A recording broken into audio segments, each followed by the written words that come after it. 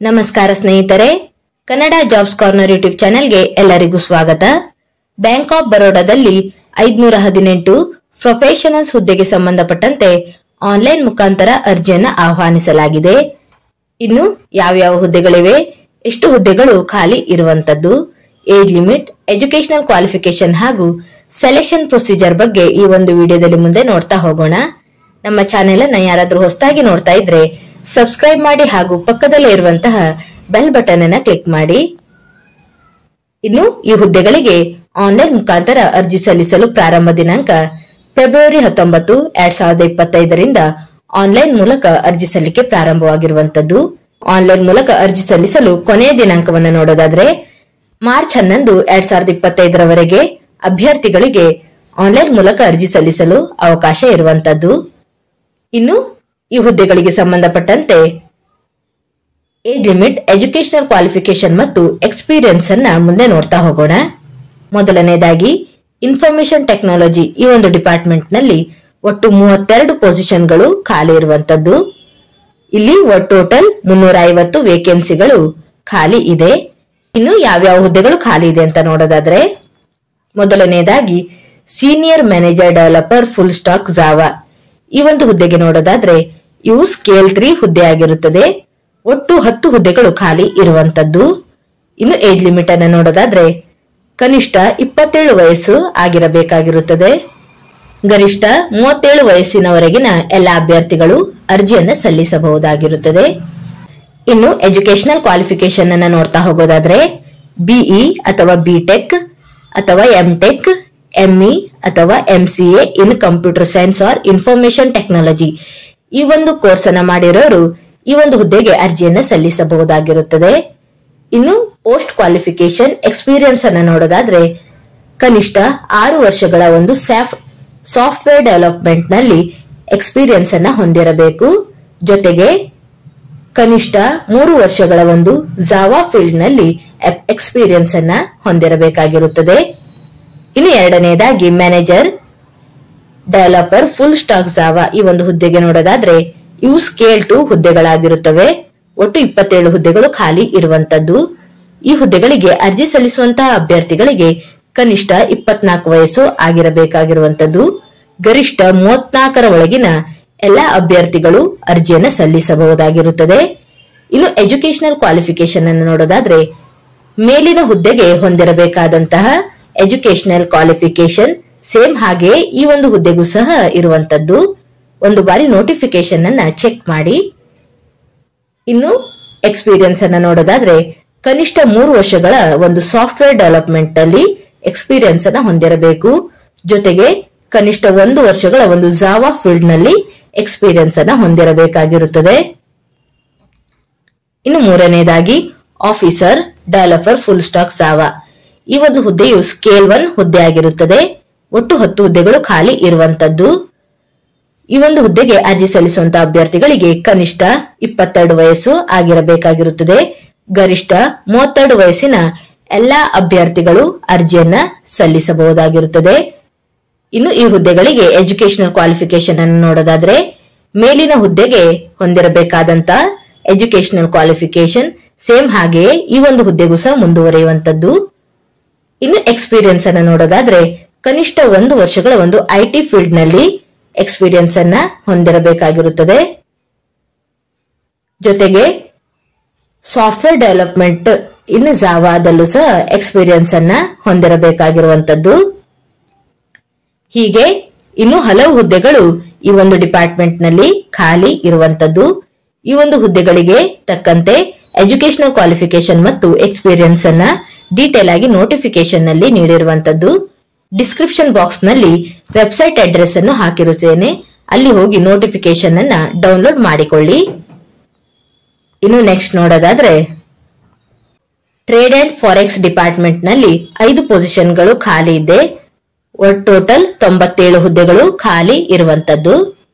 ಇನ್ನು ಮೊದಲನೇದಾಗಿ manager trade finance operation ಈ ಒಂದು ಹುದ್ದೆಗೆ ನೋಡೋದಾದ್ರೆ ಇವು ಸ್ಕೇಲ್ 2 ಹುದ್ದೆಗಳಾಗಿರುತ್ತವೆ. ಒಟ್ಟು 50 ಪೋಸ್ಟ್ಗಳು ಖಾಲಿ ಇರುವಂತದ್ದು. ಈ ಹುದ್ದೆಗೆ ಅರ್ಜಿ ಸಲ್ಲಿಸುವಂತಹ ಅಭ್ಯರ್ಥಿಗಳಿಗೆ ಕನಿಷ್ಠ 24 ವರ್ಷ ಆಗಿರಬೇಕಾಗಿರುವಂತದ್ದು. ಗರಿಷ್ಠ 34 ವಯಸ್ಸಿನ ಎಲ್ಲಾ ಅಭ್ಯರ್ಥಿಗಳು ಈ ಒಂದು ಹುದ್ದೆಗೆ ಅರ್ಜಿಯನ್ನು ಸಲ್ಲಿಸಬಹುದಾಗಿರುತ್ತದೆ. ಇನ್ನು ಎಜುಕೇಶನಲ್ ಕ್ವಾಲಿಫಿಕೇಶನ್ ಅನ್ನು ನೋಡೋದಾದ್ರೆ ಈ ಒಂದು ಹುದ್ದೆಗೆ ಅರ್ಜಿ ಸಲ್ಲಿಸುವಂತಹ ಅಭ್ಯರ್ಥಿಗಳು ಪದವಿಯನ್ನ ಪಾಸ್ ಆಗಿರಬೇಕು.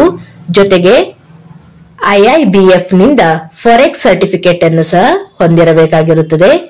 ಇನ್ನು ಪ್ರಿಫರೆನ್ಸ್ ಅನ್ನು ನೋಡ್ತಾ ಹೋಗೋದಾದ್ರೆ CDCS ಅಥವಾ CITF ಈ ಒಂದು ಕೋರ್ಸ್ ಅನ್ನು ಮಾಡಿರುವವರಿಗೆ ಹೆಚ್ಚಿನ ಒಂದು ಆದ್ಯತೆಯನ್ನ ನೀಡಲಾಗುತ್ತದೆ.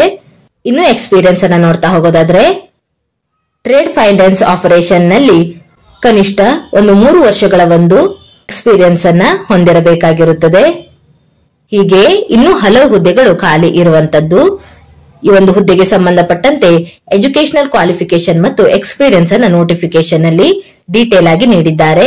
ಇನ್ನು ಡಿಪಾರ್ಟ್ಮೆಂಟ್ ರಿಸ್ಕ್ ಮ್ಯಾನೇಜ್ಮೆಂಟ್ ನಲ್ಲಿ 18 ಪೊಸಿಷನ್ಗಳು ಖಾಲಿ ಇದೆ. ಟೋಟಲ್ 35 ವೇಕೆನ್ಸಿಗಳು ಇರುವಂತದ್ದು. ಇನ್ನು ನೆಕ್ಸ್ಟ್ ಡಿಪಾರ್ಟ್ಮೆಂಟ್ ನೋಡೋದಾದ್ರೆ ಡಿಪಾರ್ಟ್ಮೆಂಟ್ ಸೆಕ್ಯೂರಿಟಿ ಡಿಪಾರ್ಟ್ಮೆಂಟ್ ನಲ್ಲಿ 1 ಪೊಸಿಷನ್ ಖಾಲಿ ಇರುವಂತದ್ದು. ಟೋಟಲ್ 36 ವೇಕೆನ್ಸಿಗಳು ಇರುವಂತದ್ದು. ಇನ್ನು ರಿಸರ್ವೇಶನ್ ಅನ್ನ ನೋಡ್ತಾ ಹೋಗೋದಾದ್ರೆ ಹುದ್ದೆಗಳಿಗೆ ತಕ್ಕಂತೆ ಕ್ಯಾಟಗರಿ ವೈಸ್ ವೇಕೆನ್ಸಿ ಲಿಸ್ಟ್ ಅನ್ನ ನೋಟಿಫಿಕೇಶನ್ ನಲ್ಲಿ ನೀಡಿರುವಂತದ್ದು. ಎಲ್ಲವನ್ನು ಸಹ ಒಂದು ಬಾರಿ ಚೆಕ್ ಮಾಡಿ. ಇನ್ನು ಏಜ್ ಲಿಮಿಟ್ ಅನ್ನ ನೋಡ್ತಾ ಹೋಗೋದಾದ್ರೆ SC ಕ್ಯಾಟಗರಿಯ ಅಭ್ಯರ್ಥಿಗಳಿಗೆ 5 ವರ್ಷಗಳ ಒಂದು ಏಜ್ ರಿಲ್ಯಾಕ್ಸೇಷನ್ ಇರುವಂತದ್ದು. ST ಕ್ಯಾಟಗರಿಯ ಅಭ್ಯರ್ಥಿಗಳಿಗೆ 5 ವರ್ಷಗಳ ಒಂದು ಏಜ್ ರಿಲ್ಯಾಕ್ಸೇಷನ್ ಇರುವಂತದ್ದು. ಇನ್ನು OBC ನಾನ್ ಕ್ರೀಮಿ ಲೇಯರ್ ಈ ಒಂದು ಅಭ್ಯರ್ಥಿಗಳಿಗೆ 3 ವರ್ಷಗಳ ಒಂದು ಏಜ್ ರಿಲ್ಯಾಕ್ಸೇಷನ್ ಇರುವಂತದ್ದು. ಇನ್ನು ಫಿಸಿಕಲ್ ಹ್ಯಾಂಡಿಕ್ಯಾಪ್ ಇರುವಂತಹ ಅಭ್ಯರ್ಥಿಗಳಿಗೆ ಜನರಲ್ ಮತ್ತು EWS ಕ್ಯಾಟಗರಿ ಅಭ್ಯರ್ಥಿಗಳಿಗೆ 10 ವರ್ಷಗಳ ಒಂದು ಏಜ್ ರಿಲ್ಯಾಕ್ಸೇಷನ್ ಇದೆ. ಇನ್ನು OBC ಕ್ಯಾಟಗರಿಯವರಾಗಿದ್ದರೆ 13 ವರ್ಷ ಮತ್ತು SC ST ಕ್ಯಾಟಗರಿಯವರಾಗಿದ್ದರೆ 15 ವರ್ಷಗಳವರೆಗೆ ಏಜ್ ರಿಲ್ಯಾಕ್ಸೇಷನ್ ಇರುವಂತದ್ದು. ಇನ್ನು ಎಕ್ಸ್ ಸರ್ವಿಸ್ ಮೆನ್ ಗಳಿಗೆ ಜನರಲ್ ಮತ್ತು EWS ಕ್ಯಾಟಗರಿಯವರಾಗಿದ್ದರೆ 5 ವರ್ಷ ಒಂದು ಏಜ್ ರಿಲ್ಯಾಕ್ಸೇಷನ್ ಇರುವಂತದ್ದು. ಇನ್ನು OBC ಕ್ಯಾಟಗರಿಯವರಾಗಿದ್ದರೆ 8 ವರ್ಷ ಮತ್ತು SC ST ಕ್ಯಾಟಗರಿಯವರಾಗಿದ್ದರೆ 10 ವರ್ಷ ಏಜ್ ರಿಲ್ಯಾಕ್ಸೇಷನ್ ಇದೆ. ಇನ್ನು ಪರ್ಸನ್ ಅಫೆಕ್ಟೆಡ್ ಬೈ 1984 ಇಯರ್ಸ್ ಈ ಒಂದು ಅಭ್ಯರ್ಥಿಗಳಿಗೆ 5 ವರ್ಷಗಳ ಒಂದು ಏಜ್ ರಿಲ್ಯಾಕ್ಸೇಷನ್ ಇರುವಂತದ್ದು.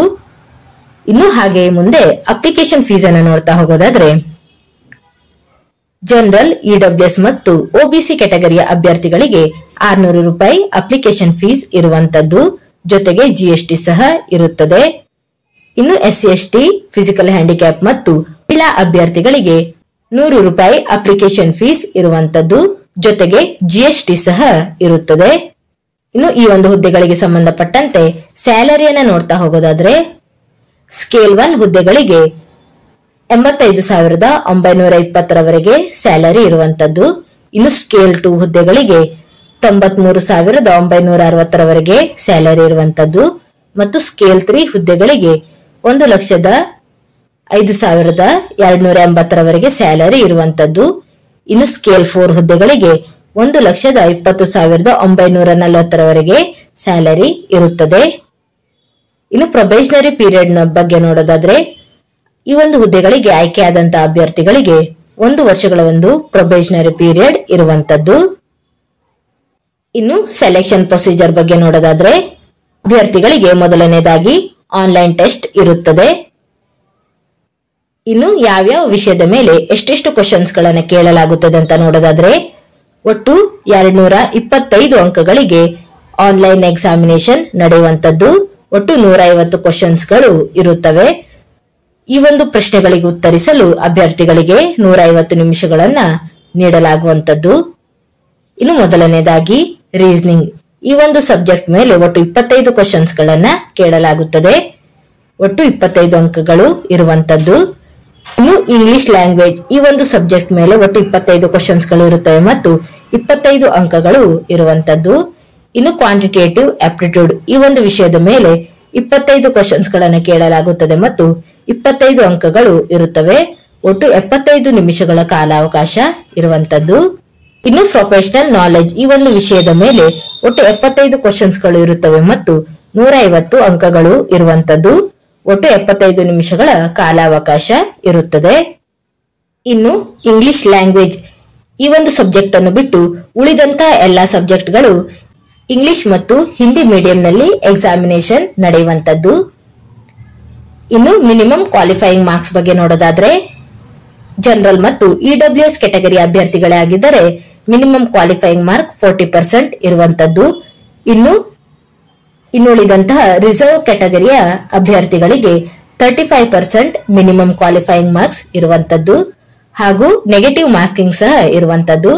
ಪ್ರತಿಯೊಂದು ತಪ್ಪಾದ ಉತ್ತರಕ್ಕೂ ಸಹ 0.25 ಅಂಕವನ್ನ ಕಳೆಯಲಾಗುತ್ತದೆ. ಇನ್ನು ಎಕ್ಸಾಮಿನೇಷನ್ ಸೆಂಟರ್ ಅನ್ನು ಎಲ್ಲೆಲ್ಲಿ ನೀಡಿದ್ದಾರೆ ಅಂತ ನೋಡೋದಾದ್ರೆ ಕರ್ನಾಟಕದ ಅಭ್ಯರ್ಥಿಗಳಿಗೆ ಬೆಂಗಳೂರಿನಲ್ಲಿ ಎಕ್ಸಾಮಿನೇಷನ್ ಸೆಂಟರ್ ಅನ್ನ ನೀಡಿರುವಂತದ್ದು.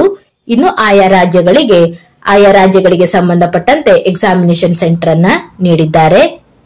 ಇನ್ನು ಆನ್ಲೈನ್ ಟೆಸ್ಟ್ ನಲ್ಲಿ ಪಾಸ್ ಆದಂತಹ ಅಭ್ಯರ್ಥಿಗಳನ್ನ ಗ್ರೂಪ್ ಡಿಸ್ಕಷನ್, ಪರ್ಸನಲ್ ಇಂಟರ್ವ್ಯೂ ಮತ್ತು ಸೈಕೋಮೆಟ್ರಿ ಟೆಸ್ಟ್ಗೆ ಕರೆಯಲಾಗುತ್ತದೆ. ಇನ್ನು ಗ್ರೂಪ್ ಡಿಸ್ಕಷನ್ ಮತ್ತು ಇಂಟರ್ವ್ಯೂನಲ್ಲಿ ಮಿನಿಮಮ್ ಕ್ವಾಲಿಫೈಯಿಂಗ್ ಮಾರ್ಕ್ಸ್ ಅನ್ನ ನೋಡೋದಾದ್ರೆ ಜನರಲ್ ಕೆಟಗರಿಯ ಅಭ್ಯರ್ಥಿಗಳಿಗೆ ಮಿನಿಮಮ್ 60% ಮಿನಿಮಮ್ ಕ್ವಾಲಿಫೈಯಿಂಗ್ ಮಾರ್ಕ್ಸ್ ಇರುವಂತದ್ದು. ಇನ್ನುಳಿದಂತ ಕೆಟಗರಿಯ ಅಭ್ಯರ್ಥಿಗಳಿಗೆ 55% ಮಿನಿಮಮ್ ಕ್ವಾಲಿಫೈಯಿಂಗ್ ಮಾರ್ಕ್ಸ್ ಇರುವಂತದ್ದು. ಇನ್ನು ಅಭ್ಯರ್ಥಿಗಳು ಆನ್ಲೈನ್ ಮುಖಾಂತರ ಅರ್ಜಿ ಸಲ್ಲಿಸುವ ಪ್ರಕ್ರಿಯೆ ಬಗ್ಗೆ ಸಹ ನೋಟಿಫಿಕೇಶನ್ ನಲ್ಲಿ ಮಾಹಿತಿಯನ್ನ ನೀಡಿರುವಂತದ್ದು. www.bankofbaroda.co.in ಈ ಒಂದು ವೆಬ್ಸೈಟ್ ಮುಖಾಂತರ ಅಭ್ಯರ್ಥಿಗಳು ಆನ್ಲೈನ್ ಮುಖಾಂತರ ಅರ್ಜಿಯನ್ನ ಸಲ್ಲಿಸಬೇಕಾಗಿರುತ್ತದೆ. ಇನ್ನು ಆಯಾ ಹುದ್ದೆಗಳಿಗೆ ಸಂಬಂಧಪಟ್ಟಂತೆ ಜಾಬ್ ಪ್ರೊಫೈಲ್ ಬಗ್ಗೆಯೂ ಸಹ ನೋಟಿಫಿಕೇಶನ್ ನಲ್ಲಿ ಮಾಹಿತಿಯನ್ನ ನೀಡಿದ್ದಾರೆ. ಎಲ್ಲವನ್ನು ಸಹಿತ ಒಂದು ಬಾರಿ ಚೆಕ್ ಮಾಡಿ. ಇನ್ನು ಅಭ್ಯರ್ಥಿಗಳು ಆನ್ಲೈನ್ ಮುಖಾಂತರ ಅರ್ಜಿ ಸಲ್ಲಿಸುವಾಗ ಅಪ್ಲೋಡ್ ಮಾಡುವ ಡಾಕ್ಯುಮೆಂಟ್ ಗಳ ಬಗ್ಗೆಯೂ ಸಹ ನೋಟಿಫಿಕೇಶನ್ ನಲ್ಲಿ ಮಾಹಿತಿಯನ್ನು ನೀಡಿರುವಂತದ್ದು. ಎಲ್ಲವನ್ನು ಸಹಿತ ಒಂದು ಬಾರಿ ಚೆಕ್ ಮಾಡಿ. ಇಷ್ಟು ಬ್ಯಾಂಕ್ ಆಫ್ ಬರೋಡಾದಲ್ಲಿ ಕರೆದಿರುವಂತಹ ಪ್ರೊಫೆಷನಲ್ಸ್ ಹುದ್ದೆಗೆ ಸಂಬಂಧಪಟ್ಟಂತಹ ಮಾಹಿತಿ ಆಗಿರುತ್ತದೆ.